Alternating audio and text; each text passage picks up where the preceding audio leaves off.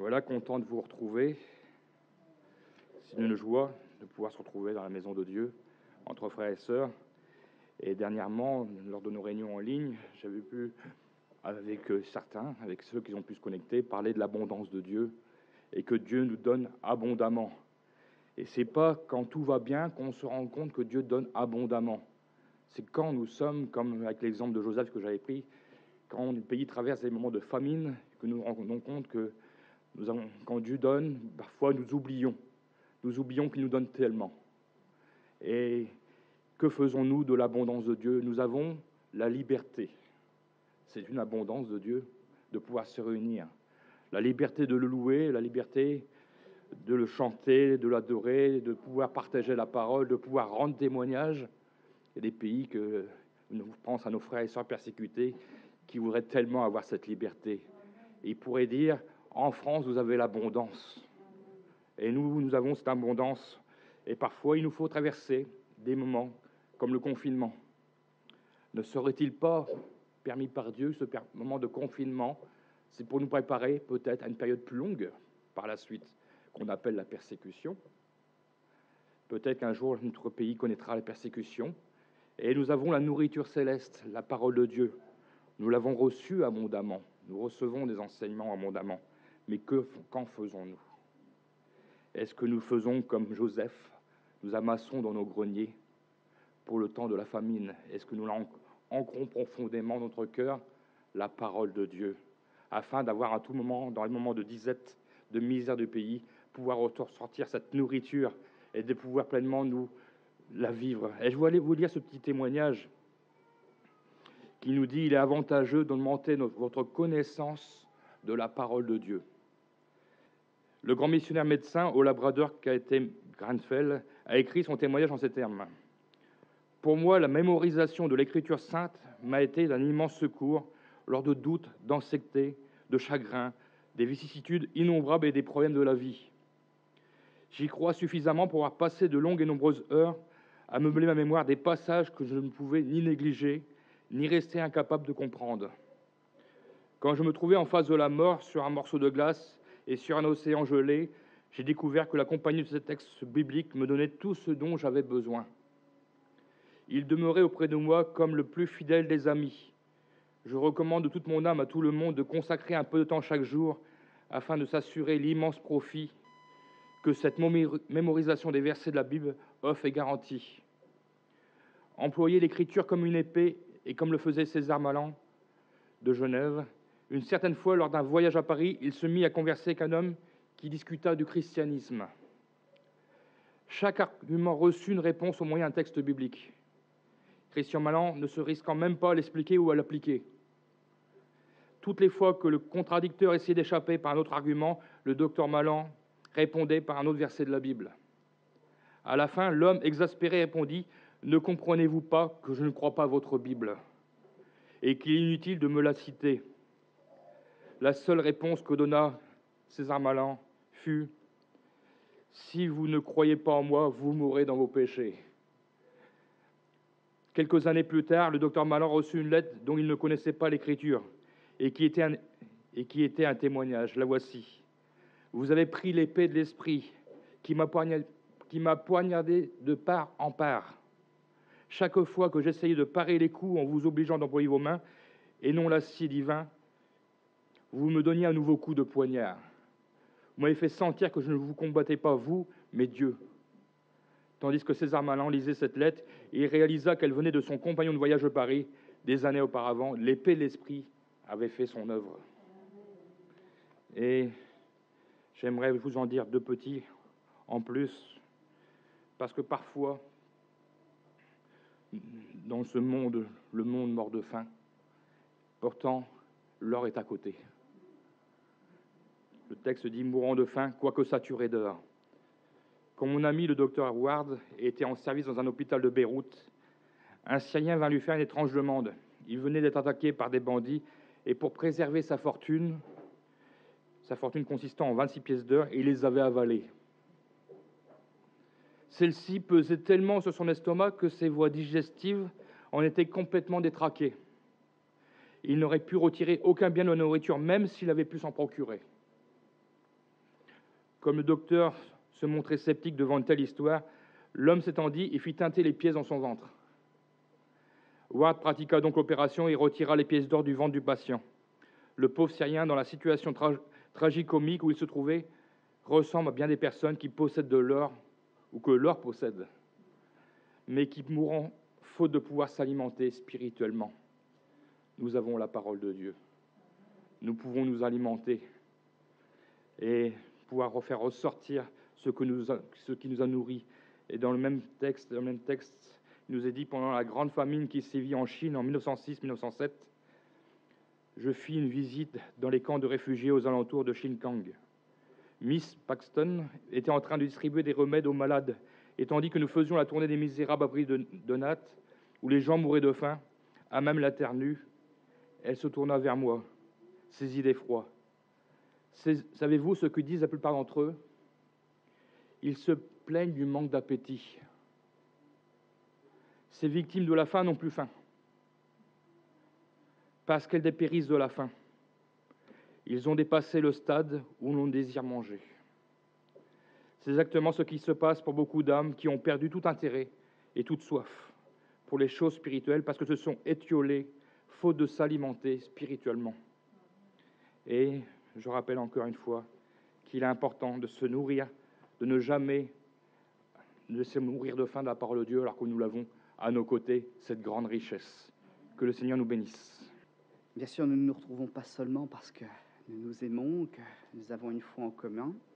Nous nous retrouvons surtout parce que nous avons l'opportunité d'aller encore plus loin tous ensemble. Nous sommes là pour travailler notre cœur. Ça a été toujours, on va dire, le leitmotiv de l'Église. Ce n'est pas juste d'entretenir la foi, mais c'est de développer ensemble notre foi. Être tout seul, c'est déjà une force, parce que nous avons Jésus, mais être tous ensemble, c'est un moteur puissant. Amen. Alors, je vous propose qu'on puisse poursuivre ce temps avec, bien sûr, la parole du Seigneur. Et nous allons l'ouvrir, si vous le voulez bien, dans 1 Samuel, chapitre 13.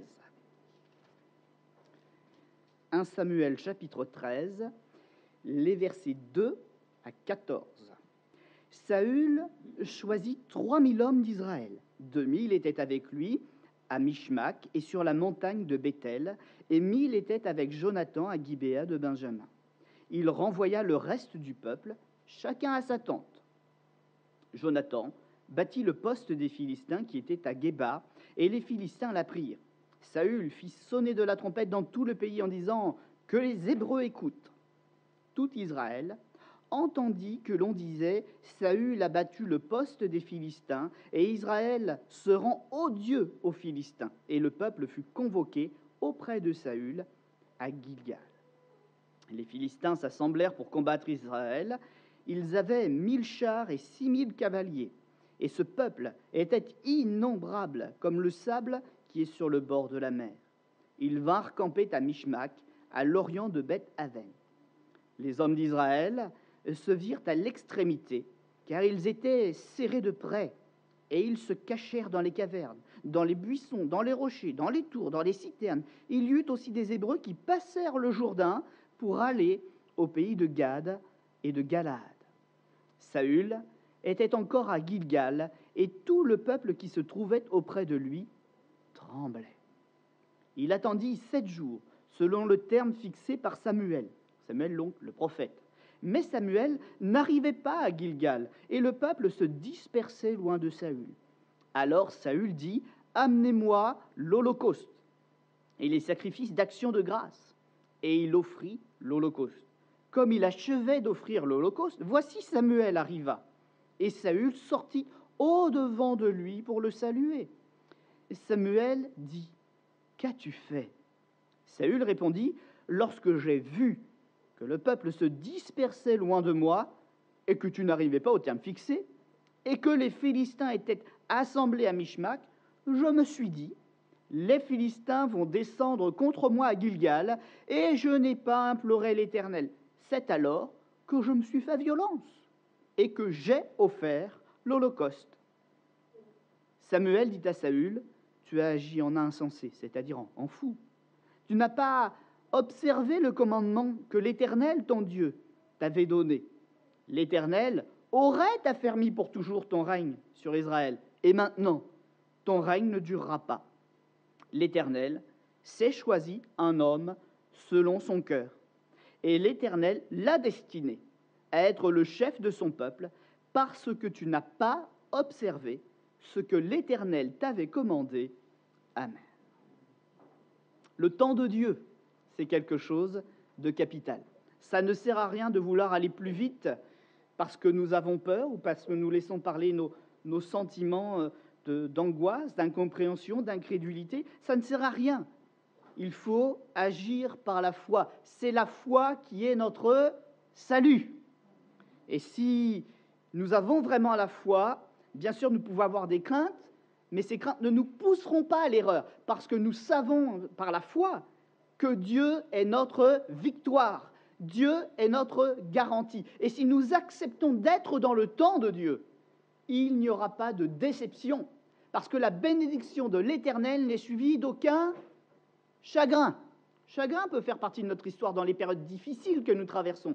Mais quand Dieu agit, il n'y a plus de chagrin. Parce que notre Dieu est un Dieu qui délivre. Amen. Saül, après avoir mené ses combats à lui, déjà sans l'Éternel,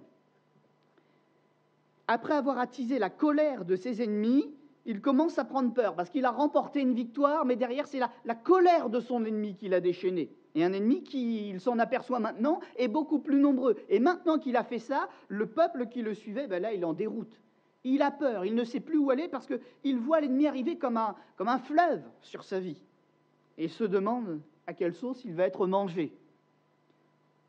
Face à un combat si difficile, Saül va céder à ses peurs naturelles et à ses mauvais penchants naturels. L'orgueil, je pourrais le faire par ma force, je guiderai le peuple. Ils m'écouteront, je vais les convoquer, je vais leur faire peur et ils me suivront. On fera bloc. Mais ce n'est pas comme ça qu'on réalise une unité qui fonctionne et une unité qui triomphe. C'est en étant autour de l'Éternel et dans la volonté de l'Éternel. Mais Saül, il va succomber à ce penchant, l'orgueil, la peur. Il n'a plus cru au Dieu vivant qui agit dans le temps convenable. Et il a cherché même à justifier sa mauvaise démarche, celle d'essayer de forcer la volonté de l'Éternel, d'essayer d'arracher une bénédiction quand même. Je vais faire l'Holocauste, si je le fais, Dieu est obligé de bénir. Si je prie, Dieu est obligé de bénir. Mais quel est ton cœur? Et le cœur de Saül, il n'y était pas, hein. Il l'a fait parce qu'il s'est dit, si j'engage le peuple avec moi, Dieu est obligé de répondre, puisque tout son peuple est engagé. Il ne va pas laisser le peuple mourir, donc j'aurai la bénédiction avec eux et je vaincrai. Mes amis, est-ce que c'est comme ça que nous devons mener nos combats? Non. Et la façon dont nous avons mené les choses, avec patience, avec courage, avec foi, je crois que c'était ça le plan de Dieu. Et si nous pouvons nous réunir aujourd'hui, ce n'est pas en cachette, mais c'est en rendant un bon témoignage aux autorités. Nous avons fait les choses et nous avons affronté les choses à la manière où Dieu nous les a demandées. Alors soyons dans la joie parce que tout a été bien fait. En tout cas, nous nous sommes évertués le mieux que nous pouvons, chacun d'entre nous, à faire les choses pour la gloire du Seigneur.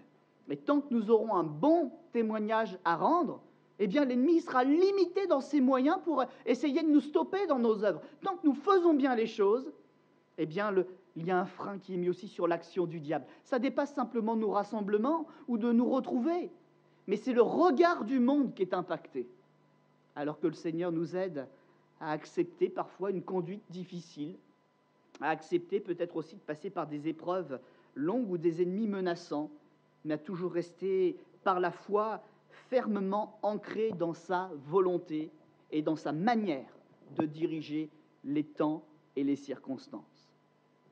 On ne peut pas arracher une bénédiction au Seigneur. Dieu, c'est vrai, sera amené certaines fois à bénir pour protéger, mais celui qui est coupable envers lui, à un moment ou un autre, il recevra sa punition. On ne peut pas passer au travers. Alors, soyons fidèles envers le Seigneur et croyons qu'il bénit. L'Éternel avait choisi et établi non pas Saül pour l'acte sacrificiel, pour l'Holocauste, pour rapprocher le cœur du peuple auprès de Dieu, mais il avait choisi le prophète et donc du coup sacrificateur, Samuel. Personne, pas même un roi, n'a le droit de toucher à ce que Dieu a décrété. L'autorité suprême qui guide le monde et l'univers, c'est l'Éternel, notre Seigneur. C'est lui qui nous donne le rythme de notre marche. Et c'est lui qui, marchant devant, ouvre les portes pour nous faire passer à pied sec au travers des mers déchaînées. C'est lui qui referme ses mers encore sur nos adversaires et qui nous rend heureux, plus qu'heureux. La Bible utilise un terme qu'on n'utilise plus d'ailleurs dans notre monde, allégresse. Quelle dimension de joie le Seigneur est capable de nous accorder quand nous lui obéissons et que nous nous montrons fidèles, comme lui-même nous montre l'exemple de sa fidélité à chacun de nos pas de foi pour le suivre. Loué soit le Seigneur. Saül a agi parce que le peuple s'éloignait de lui. Vous l'avez noté 2 fois dans le texte. Il vit que le peuple s'éloignait, et quand Samuel arrive, il lui fait comprendre, t'es en retard, donc j'ai agi, je me suis forcé, tu vois. Je me suis fait violence, parce que j'ai vu que le peuple s'éloignait. Finalement, il était en train de se dédouaner en accusant quelqu'un d'autre, alors que c'était bel et bien la volonté de Dieu telle que les choses se sont déroulées. Sacrifice à la place du prophète. Il avait transformé un acte spirituel et sacré en un acte de superstition pour servir ses propres intérêts. Il avait instrumentalisé le spirituel de Dieu pour qu'un peuple le suive. Dieu avait vu de loin la façon dont Saül allait l'abandonner. Et ce rendez-vous, c'était pour l'amener à une dernière opportunité à saisir de se repentir, de changer de mentalité, de laisser Dieu agir et de prouver qu'il avait encore quelque chose de la foi à l'intérieur de lui qui était salutaire pour lui et pour le peuple. Mais non, il a voulu instrumentaliser l'action de Dieu, le sacrifice qui était fait. Samuel annonce à Saül que l'Éternel, qui sait toutes choses, déclare maintenant qu'il a déjà trouvé un successeur. C'est rare, ça, dans l'Écriture. Qu'on annonce à un roi, tu es encore sur le trône, mais tu n'es plus digne. Il y en a déjà un autre qui est prévu. Parce que jusqu'au bout, Dieu t'a tendu la main, il t'a donné des opportunités de relever la tête, d'être à ta place légitimement en tant que roi. Mais tu n'étais pas soumis à Dieu. Et je suis maintenant en mission d'annoncer qu'il y en a déjà un autre qui est en préparation pour prendre ta place. Quelle humiliation! Que le Seigneur nous garde d'un jour vivre une telle chose. Mais si nous marchons fidèlement, nous entendrons un autre discours de la bouche des prophètes. Bon et fidèle serviteur. Entre dans la joie de ton maître. Partagez la joie de Dieu dans le service, jusqu'au bout de notre vie. Et je crois que ce matin, au milieu de nous, nous devons l'entendre, cette voix. Nous nous sommes montrés, est-ce qu'on a le droit de dire dignes? Le Seigneur nous rend dignes, nous ne sommes pas dignes. Mais je crois qu'en tout cas, nous avons montré un bon témoignage à la gloire de notre Seigneur. Et que là, il se réjouit de la façon dont nous avons accepté d'être sous sa conduite. Ce sont ceux qui vont au combat avec l'Éternel, qui sont ceux qui remportent les victoires. Et je crois qu'aujourd'hui, c'est une victoire que nous avons remportée avec l'Éternel. Et il y a autant de joie pour nous que pour le Seigneur. C'est une joie, je dirais, qui, quelque part, elle est parfaite dans ce qu'elle est parfaite. Par contre, ce que l'histoire de Saül nous apprend, c'est que toute tentative de vaincre sans le Seigneur, elle est sans lendemain. Le peuple, lui, continuera d'avancer, Dieu continuera de délivrer des âmes, mais celui qui n'a pas combattu avec Dieu, c'était la dernière fois qu'il voyait une victoire. Et moi, je sais aujourd'hui que des victoires, nous en verrons encore. Tant que nous serons dans cet état d'esprit, tant que notre cœur sera docile et humble devant l'Éternel, acceptant les choses difficiles et nous réjouissant des compensations, des bénédictions de Dieu parce que nous sommes dans son projet, nous sommes assurés que nous aurons encore des victoires. Je cite un texte de l'Apocalypse. Vers la fin de l'Apocalypse, Alléluia! C'est ce que scande cette foule nombreuse devant le trône. Alléluia! Le salut, la gloire et la puissance sont à notre Dieu. À notre Dieu. Notre combat nous a amenés à attendre avec patience le temps de Dieu. Nous avons couru selon les règles. Certains ont couru, mais en essayant de contourner les règles pour reprendre plus vite certaines réunions, parce qu'ils avaient peur de perdre de l'argent ou des membres, ou pour d'autres raisons. Certains ont voulu tricher avec les règles. Alors, je ne parle pas forcément d'église, mais de manière générale, les associations, les magasins, etc. Certains ont voulu tricher avec les règles, en ne respectant pas pleinement les autorités auxquelles le Seigneur nous a pourtant dit dans sa parole d'obéir. Autorité que le Seigneur a permis qu'elle soit malgré tout, qu'elle soit bonne ou mauvaise, établie sur nos vies. Mais nous avons donc en récompense que notre joie ne s'estompera pas. Bel et bien, elle va grandir et se changer en allégresse. Et notre travail, parce que maintenant, nous ne sommes pas oisifs, nous continuons, nous reprendrons notre travail, et je l'espère avec encore plus de zèle. Vous connaissez cette expression, elle est du monde, mais elle est tout à fait biblique. Ce qui ne nous a pas vaincus nous aura rendus plus forts. Et c'est là toute l'action de Dieu envers les créatures faibles que nous sommes. Tout ce que nous vivons nous rend en Jésus plus forts. Il retire les défauts. Le mot biblique, c'est les scories. Il continue de nous travailler pour nous rendre plus forts. Et il l'a fait. Alors, logiquement, renouvelons notre zèle, renouvelons notre foi, et nous verrons que dès maintenant, déjà, nos actions seront encore plus fortes, parce que notre témoignage est encore plus puissant aujourd'hui. Et le peuple de Dieu que nous sommes reprend toute sa marche. Nous avons dû ralentir un peu, quoique nous ne nous sommes pas arrêtés, mais nous allons reprendre avec un rythme encore meilleur. Vous savez, le Seigneur, dans sa sagesse, il nous montre les champs, et il nous dit on ne peut pas indéfiniment cultiver la terre, parce que la terre elle-même, elle se fatigue, elle a besoin de se renouveler, elle a besoin de respirer, parce que sinon elle continue de produire, mais elle s'épuise, elle se fatigue. Et qui sait si le confinement n'était pas aussi un temps pour respirer, se fortifier et repartir de plus belle, pour affronter la suite et remporter des victoires encore plus glorieuses. Nous disons dans nos assemblées depuis plusieurs dizaines d'années que nous avons vécu des temps de réveil. Certains parmi nous les ont vus, les ont vécus, puis après, c'est vrai que moins de miracles, mais une parole pas plus faible pour autant. Mais en tout cas, je crois que nous sommes dans un temps où nous allons vivre un réveil. Et vous savez comme moi que les réveils, ça ne se passe pas dans la tranquillité. Ça déchaîne le diable. Ça le fait s'agiter, lui et ses serviteurs. Mes frères et sœurs, quoi qu'il arrive dans l'avenir, aujourd'hui, nous en avons la preuve. Nous sommes prêts. Nous avons été fortifiés et nous sommes assis dans la victoire et dans la position d'autorité où Christ nous voulait.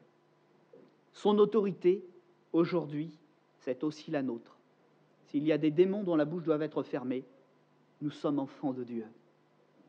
S'il y a des victoires que nous devons confesser et appeler au nom de Jésus, nous les aurons. Christ est avec nous. Alors, le message que j'avais à cœur ce matin quand même de partager porte ce titre. N'ayons pas peur ou n'ayons plus peur de l'inconnu. Parce qu'aujourd'hui, comme je le disais au mois de janvier, j'avais vraiment ce sentiment qu'un avion allait décoller, qu'il fallait être prêt avant de monter dans l'avion avec les bons bagages, parce que ce n'est pas une fois arrivé qu'il faudrait se préparer. Ça n'a pas raté. On est tous montés dans un avion, on a tous été enfermés un temps, et maintenant il a atterri. Et maintenant il va nous falloir...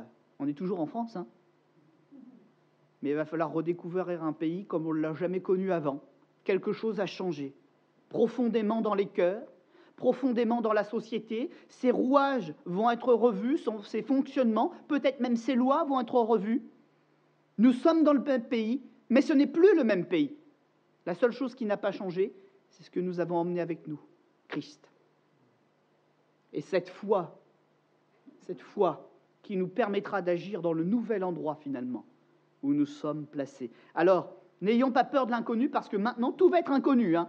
Chaque nouveau pas, c'est une redécouverte de notre pays et de ses fonctionnements, de nos églises et de ses fonctionnements, de nos réunions, de nos rendez-vous et de leur fonctionnement.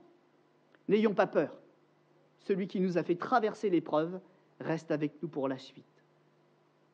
La paix nous est donnée pour avancer un bon rythme dans notre piété et notre service en attendant le retour de notre Seigneur.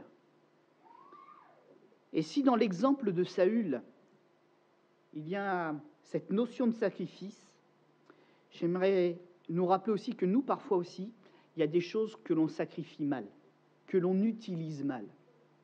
Dieu nous a donné en Jésus sa paix.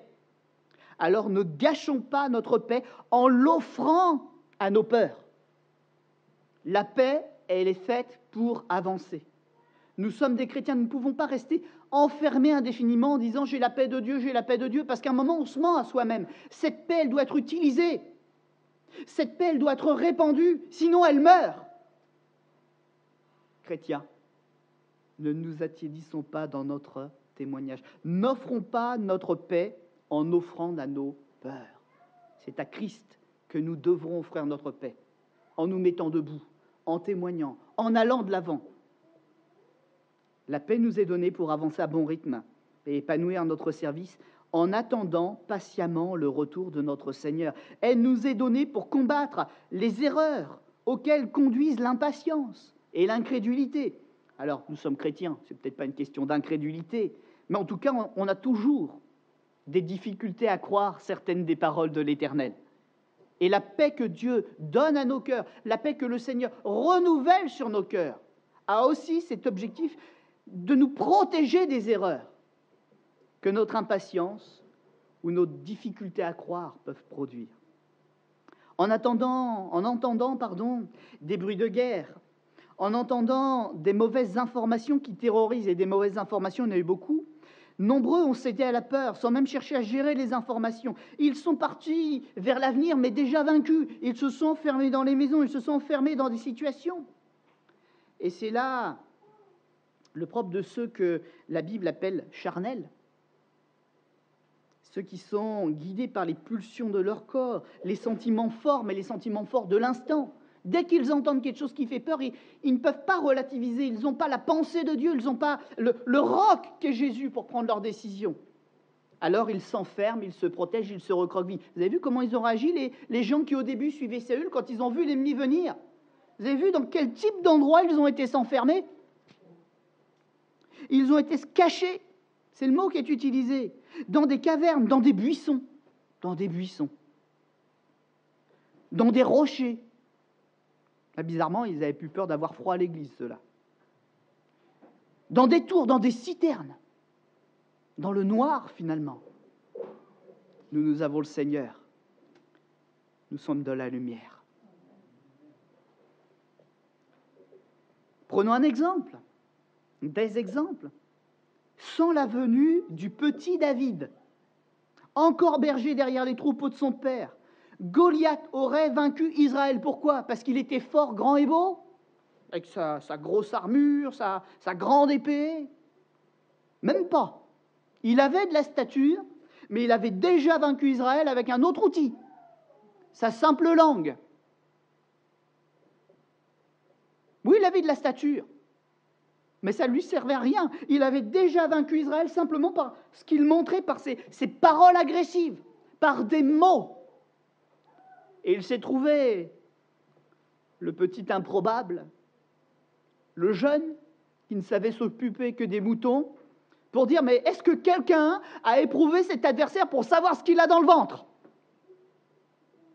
Et un enfant a combattu le géant en combat singulier et loyal, et avec une fronde, mais pas que la fronde, la foi en Dieu. Il a vaincu le géant. Personne n'avait essayé, en fait, et tout le monde était vaincu. Alors, la fronde et la foi. Alors, il y a beaucoup d'interprétations. Moi, je vais vous en donner une parmi toutes celles qui existent, c'est celle d'aujourd'hui, parce que la foi, enfin, la Bible est une parole vivante. Notre fronde ce matin, c'est la ferveur de notre intercession. Notre fronde ce matin, c'est le zèle renouvelé de notre témoignage. Notre fronde ce matin, c'est la lutte contre les sentiments contraires auxquels nous avons répondu par la foi. Certains auront peut-être répondu, quoi qu'il arrive, j'irai vers mon Père. Quelqu'un qui s'était peut-être un peu perdu et qui dit, mais Dieu est bon, je retournerai vers lui. Notre fronde, elle est là ce matin. La décision de faire les choses avec la foi. D'autres auront peut-être pu dire comme Joseph, ou penser comme Joseph, je retrouverai mes frères. Je les laisserai entrer, je les aiderai, je les aimerai malgré ce qu'ils m'ont fait. Le pardon. Quelle est notre fronde ce matin? Peut-être répondre comme Jésus d'ailleurs. Qui sont mes frères et mes sœurs? Auprès de qui j'ai envie d'être? Quiconque fait la volonté de mon Père qui est dans les cieux, celui-là.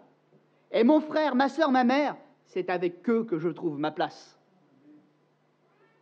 Ce qui nous a amenés ici, notre arme, ce qui nous a permis de combattre les angoisses de notre cœur, c'est ça ce matin. Et notre foi, elle a été révélée comme placée dans la volonté de Dieu.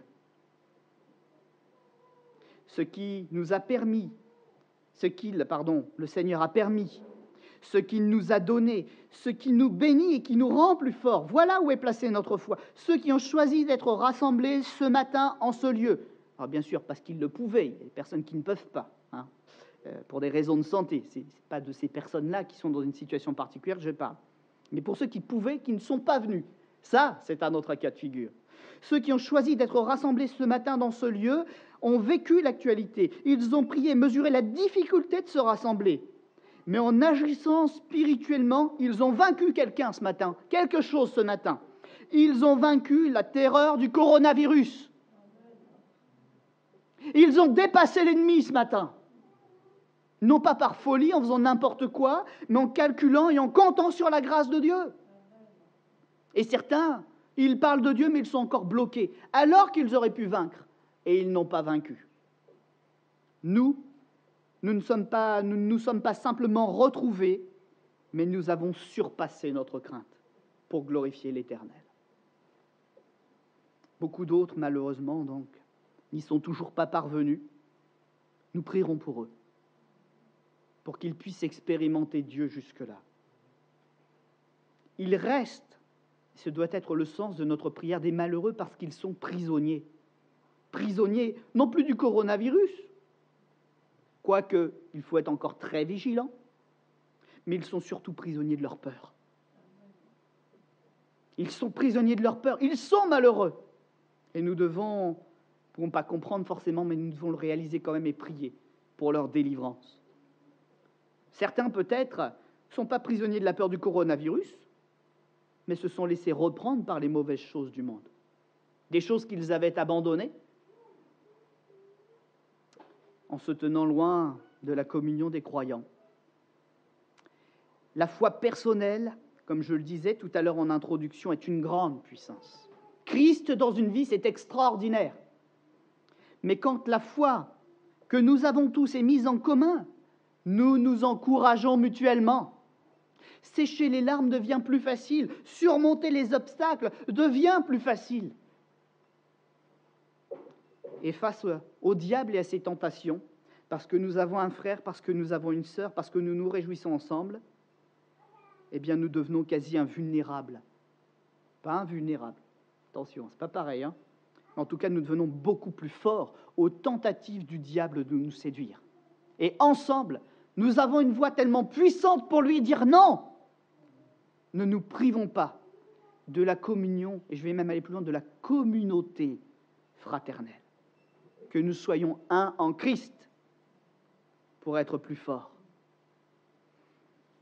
S'il avait cédé à la peur, à la vue de la réaction de la foule, d'un miracle, un jour de sabbat, s'il avait refusé l'appel de la foi dans son cœur, comment l'homme à la main sèche aurait-il été guéri? Si Bartimée, lui on connaît son nom, l'aveugle, s'était laissé intimider par la foule, il n'aurait pas crié encore plus fort.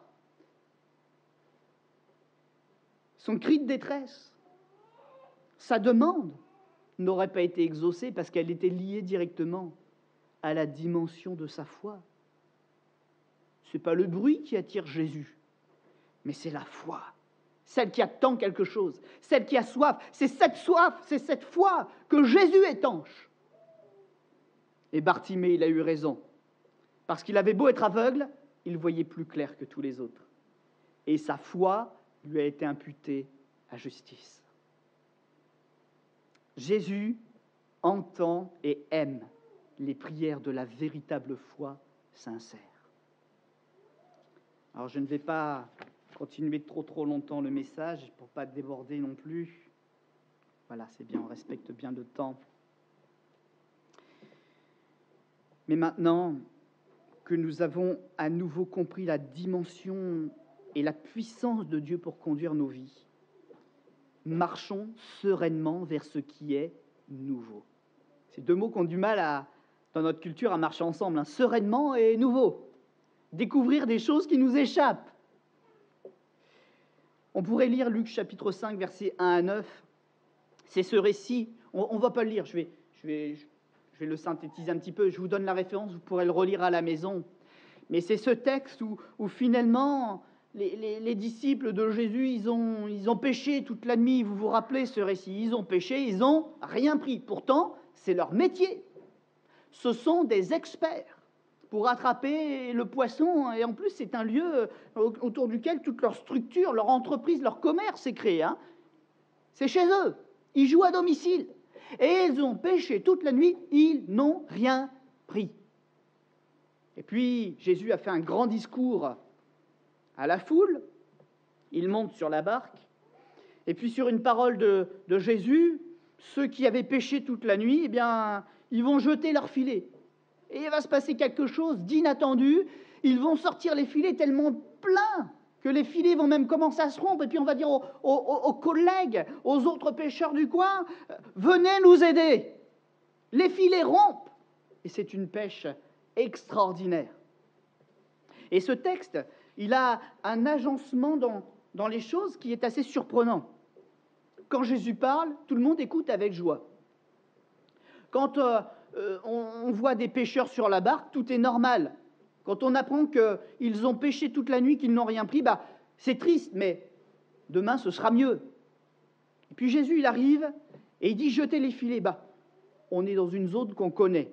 On est sur nos bateaux. Le métier, on le connaît très bien, il n'y a pas de problème. Donc finalement, de jeter les filets, même pour rien, ça ne fait pas peur. On est dans une routine. Et on se dit même, si ça marche, on aura quelques poissons. Merci Jésus. Et puis si ça ne marche pas, écoutez, on n'a pas pris de risque. On n'a pas pris de risque. Sauf que là, il y a le mot épouvante qui apparaît parce qu'il y a quelque chose d'inattendu qui se passe. C'est plus sous le contrôle des hommes, c'est sous le contrôle de Dieu. Et ce qu'on pensait savoir, ce qu'on pensait maîtriser, ce qu'on pensait très bien faire parce qu'on est des pêcheurs professionnels, on est sans voix. Les filets sont remplis jusqu'à craquer. Et là, le mot utilisé dans le texte, comme je le disais, c'est épouvante. On se rend compte que c'est Dieu qui agit et que finalement, l'être humain n'a aucun contrôle, même dans les choses dans lesquelles il est un professionnel. Mes amis, si le temps des miracles revient, qu'est-ce qui va se passer dans nos cœurs? On va devoir avoir l'humilité de tout réapprendre. Je crois que quand Pierre a vécu ce miracle, il s'est revu comme au premier jour où il montait pour la première fois dans la barque pour jeter les filets avec celui qui apprenait le métier, peut-être son père. Et il s'est dit finalement, je ne sais rien. Jésus, qui n'est pas un pêcheur, qui est un charpentier, il me dit de jeter mes filets, mais il a animé de l'Esprit de Dieu et il me fait la leçon. Il me fait la leçon. Nous avons toujours besoin d'être guidés. Nous ne savons jamais véritablement où est la vraie place que nous devons prendre. Faisons confiance au Seigneur. Et le miracle devient possible d'aborder sereinement même ce qui est nouveau et qui n'est pas notre métier, parce que Jésus peut nous rendre capables de tout accomplir. Nous savons toutefois que dans ce texte de Luc, le but de Jésus, de Luc ou de Marc, que je ne me trompe pas, de Luc, c'est ça, je n'ai pas fait d'erreur. Nous savons toutefois que le but de Jésus, ce n'était pas de faire peur. Ça, c'est notre réaction naturelle, humaine. Mais ce que le Seigneur a fait ce jour-là, c'est une démonstration de sa maîtrise totale, tant de ce qui est dans le ciel que de ce qui est sous nos pieds. Le Seigneur voit toutes choses. Et si nous écoutons sa voix, si nous acceptons d'être guidés par son commandement, tout est possible à celui qui croit. Que notre cœur donc soit en paix grâce à cette parole et cette réalité. Christ est souverain dans le ciel et sur la terre. Avec lui comme guide, notre chemin est tracé et notre pas est assuré. La foi, c'est de lâcher prise et de se laisser guider là même où nous n'avons pas envie d'aller. Pierre a vécu la pêche miraculeuse, mais quelques années plus tard, quelques temps plus tard, Jésus lui dira une parole, c'est toujours la même finalement, sous un autre aspect, mais un moment viendra où tu auras vieilli, puis on t'emmènera où tu n'as pas envie d'aller. Quelqu'un te mettra ta tunique, te ceindra, et puis voilà. Mais tu dois encore être dans cet état d'esprit, d'accepter d'être conduit par l'Esprit du Seigneur. C'est là que tu accompliras ta vie et l'œuvre que Dieu t'a destinée. Malheureusement, l'homme naturel, il reste craintif. Sans l'assurance que Dieu lui offre, il a peur de perdre la vie. Il se replie. Il en oublie de vivre. Coronavirus, c'est une chose. Les autres difficultés sont une chose. Mais de là à ne plus vouloir sortir ou vivre, le Seigneur nous permet d'aller bien plus loin que ça. Il nous redonne la vie. En Christ, nous avons appris à revêtir la puissance qui nous équipe. Et alors même que nous sommes de nature faible, nous marchons courageusement en chantant « Je puis tout par celui qui me fortifie ». Faible, oui, mais équipé par la puissance de l'Éternel. Je puis tout par celui qui me fortifie. Alors en conclusion, après l'exode d'Israël, nous savons qu'il y a eu des gens qui sont passés et puis des gens qui ne sont pas passés. L'exode a été un révélateur. La longue traversée du désert. Mais après l'exil, ceux qui ont traversé par la foi ont rédigé des cantiques de témoignage, ont écrit en souvenir de ce qui s'est passé et pour glorifier l'Éternel qui dirige et délivre. Ils ont écrit des vers comme ceci: par ta miséricorde tu as conduit, tu as délivré ce peuple, par ta puissance tu le diriges vers la demeure de ta sainteté. Amen. Oui, l'homme naturel a peur de mourir, mais l'homme spirituel renouvelle son espérance de voir Jésus face à face, et il sait aussi qu'il va retrouver ses frères et ses sœurs de cœur. Amen. On va incliner notre front un instant.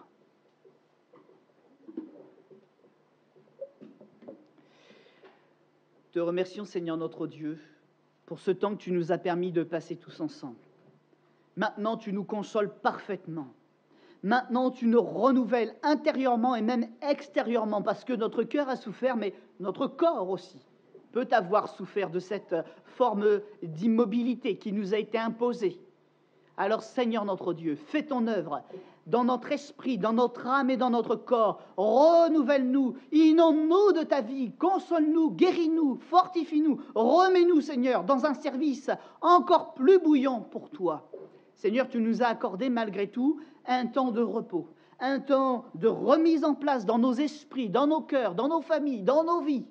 Alors que, Seigneur, ce temps soit véritablement un grand temps de renouveau pour produire le réveil attendu et qu'il se passe déjà dans notre Église et dans tous les lieux où des chrétiens vont travailler, des impacts puissants d'évangélisation pour qu'à la dernière heure de ce monde, le nom de Christ retentisse dans le ciel et sur la terre, que tous les serviteurs de Dieu, ceux du ciel et ceux de la terre, d'un seul cœur disent: à notre Dieu soit la louange, l'honneur et la gloire, car il en est digne. Amen.